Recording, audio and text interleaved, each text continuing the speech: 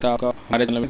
बहुत बड़ी न्यूज़ है दोस्तों, बहुत बड़ी। To the detail centralize employ CN 101/2019 for requirement और NTPC graduate and undergraduate with reference of the detail publish on the official website RRB 28/2/2019 following corrigendum amendments are made as given CN 1/2019 preference for post and the railways unit in case of shortfall in the emplacement and the option of the candidates in case of shortfall in the emplacement and candidates of other agencies. RRB reserve the right to utilize the candidates down the merit list if required as the merit and option the candidates. ये page number 5 पे है। इस पे पहले क्या था, 1:1 में document verification के लिए स्टूडेंट्स को बुलाया गया था, जिसमें मेरिट लिस्ट कम नहीं जाती, वेटिंग लिस्ट नहीं हो पाती। लेकिन अब वेटिंग लिस्ट के लिए स्टूडेंट्स को रोका गया है और डाउन मेरिट लिस्ट थोड़ा सा डॉक्यूमेंट वेरिफिकेशन के लिए ज़्यादा स्टूडेंट्स बुलाए जाएंगे, जिसमें मेरिट लिस्ट कम जाने के चांसेस हैं क्योंकि वेटिंग लिस्ट जारी होगी। ठीक है दोस्तों, बहुत महत्वपूर्ण जानकारी है। इसके बाद देखिए दूसरा पॉइंट क्या है, the first stage computer based test of screening nature and all the subsequent stages of requirement process. 19 number page पे था ये। द फर्स्ट स्टेज CBT वो is of screening nature and the standard of questions of the CBT will generally in conformity with the educational standard prescribed for the post. The normalization score of first stage CBT shall be used for shortlisting of candidates for second stage CBT as their merits. तो ये जो first stage की CBT 1 हुआ था, उसका जो exam लिया गया था वो सिर्फ फर्स्ट स्टेज में क्लियरिंग के लिए था।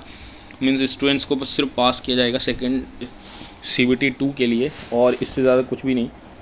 और इसमें आगे देखिए, आगे क्या है, document verification 13.5 document based of the performance of candidates call for document verification based of the performance of the candidates of second stage CBT and the based of the performance of candidates in both CBT second stage CBT and CBT test candidates equal to the number of vacancies will be called और document verification पर their merit and options.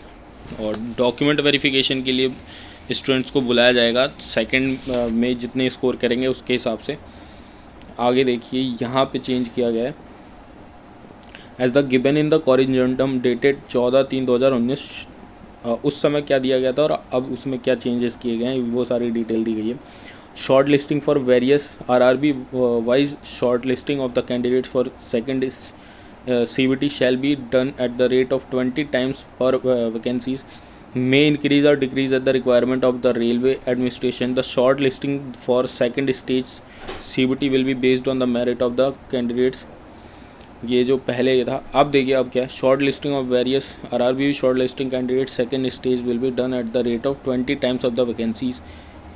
The short listing second stage CBT will be based on the merit of the candidates. Skill test such as computer based aptitude typing test and shall be the extent 8 times of the vacancies based on the merit of the candidate second stage. तो इसमें यही दिया गया दोस्तों, 20 गुना students को बुलाया जाएगा। और देख लीजिए आगे क्या है, इसमें दिया गया था EWS के बारे में, जिसमें फाइनेंशियल ईयर 2017 to 18 होना चाहिए था at the registration of the application 13/1 मार्च में फॉर्म निकला था, तो उस टाइम से पहले का होना चाहिए था। लेकिन अब क्या दिया गया, the candidates apply against the vacancies EWS must produce valid income and asset certificate issued by competent authority as per the Annex 3rd given at the page 39 document verification. Any such certificate issues even after date of notification will be considered as valid. तो अगर आप लोग EWS में apply करते हैं और EWS का certificate अब आप बाद में भी बनवाया है या फिर एसेट्स के बारे में जानकारी दे सकते हैं, तो आप लोग EWS में काउंट किए जाएंगे दोस्तों। बहुत बेहतरीन न्यूज़ है। और ये देखिए, ये आज का ही न्यूज़ है, आज का ही आया है, देखिए 25/3/2022 अभी आया दोस्तों। तो ऐसे ही बेहतरीन वीडियोज़ के लिए हमारे चैनल को लाइक शेयर सब्सक्राइब कर दीजिए दोस्तों। और आप लोगों को अगर ये नोटिस चाहिए होगा तो बता दीजिएगा आप लोगों को, तो उसमें इस डिस्क्रिप्शन बॉक्स में लिंक डाल दूंगा, जिससे आप लोगों को कोई दिक्कत ना हो, कहीं पे जाना ना पड़े और आप लोगों को सारी जानकारी इसमें मिल जाए। और इसके साथ साथ देखिए एक चीज़ और है जो बतानी है इसमें। देखिए हिंदी में प्रॉपर बता देते हैं इसमें क्या क्या है। पहले कैंडिडेट्स ने लिखा था कि कैंडिडेट्स की कमी की अवस्था में एक्स्ट्रा स्टैंडर्ड लिस्ट का प्रयोग किया जाएगा।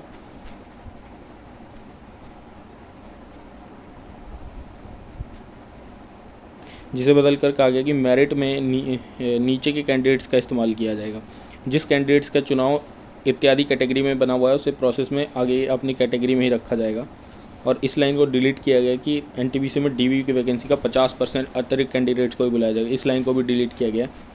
जिन कैंडिडेट्स का चुनाव इन कैटेगरी को का बेनिफिट लेकर हुआ है उसे आगे का प्रोसेस केवल अपनी कैटेगरी में रखा जाएगा। अब इसे आज से नोटिस वापस डिलीट कर दिया गया है।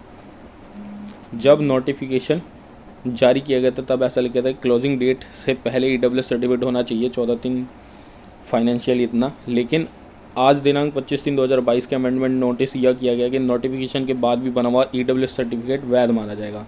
तो धन्यवाद दोस्तों, ऐसी बेहतरीन वीडियोज़ के लिए हमें सपोर्ट कर दीजिए, लाइक कर दीजिए, शेयर कर दीजिए, जिससे आप लोगों को हमेशा वीडियोज़ मिलती रहें।